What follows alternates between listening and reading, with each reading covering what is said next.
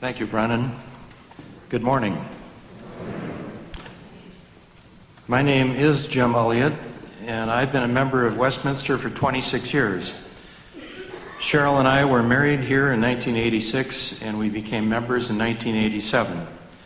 We live in South Minneapolis near Lake Harriet, and have two daughters, Elizabeth and Lindsay, both of whom graduated from college in the past 5 years, and both of whom, to our delight, are gainfully employed.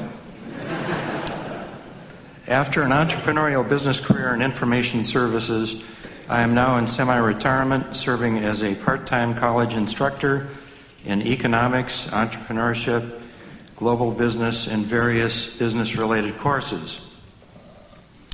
For me, stewardship season is a time to step back and review what's important in my life, to re-examine my values, to reset my priorities, and to renew my commitments, particularly in terms of where I spend my time and resources. I want to share with you a very personal reason for my increasing commitment to our church.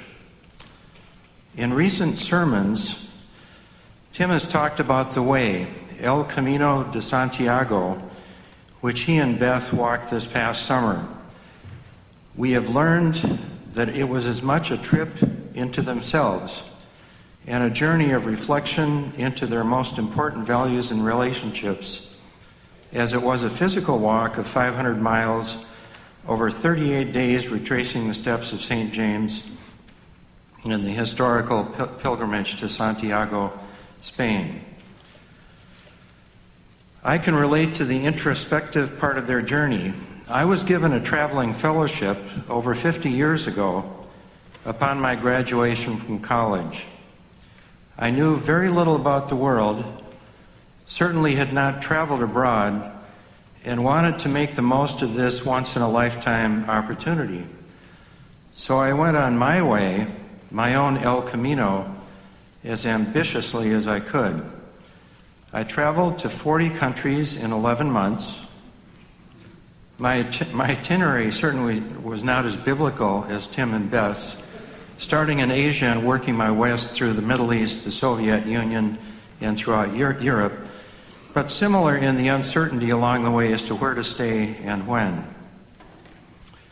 I could tell many stories, as you can imagine, but my overall impression and conclusion from my year-long travels was truly, this is one world.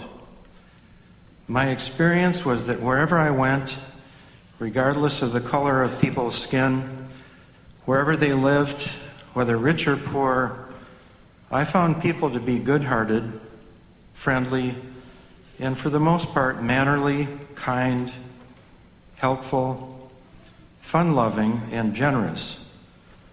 To this day, I believe that people everywhere aren't that different, and the more we get together on a people-to-people basis, the world will be much better. So why does this bring me back to Westminster? After my experience, I wanted others to experience the one world of people that I had.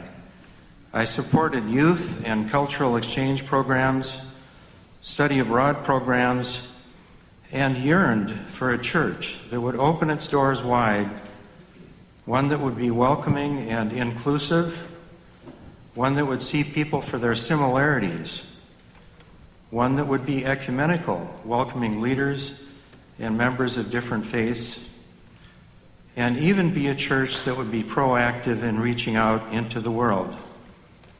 Does this sound familiar?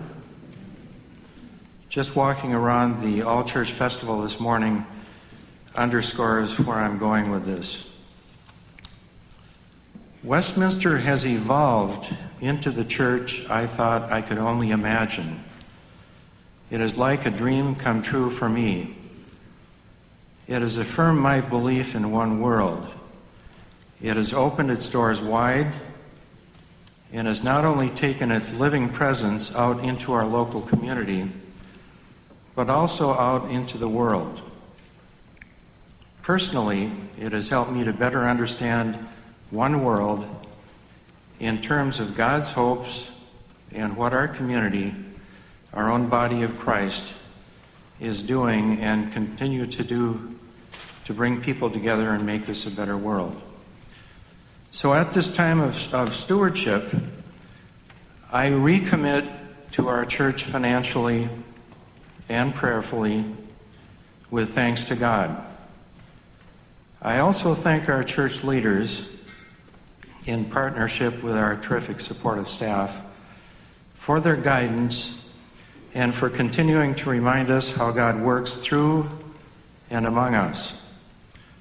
I also count my blessings, which include all of you, and the hope and happiness you bring in your own participation in and support of our church. Thank you.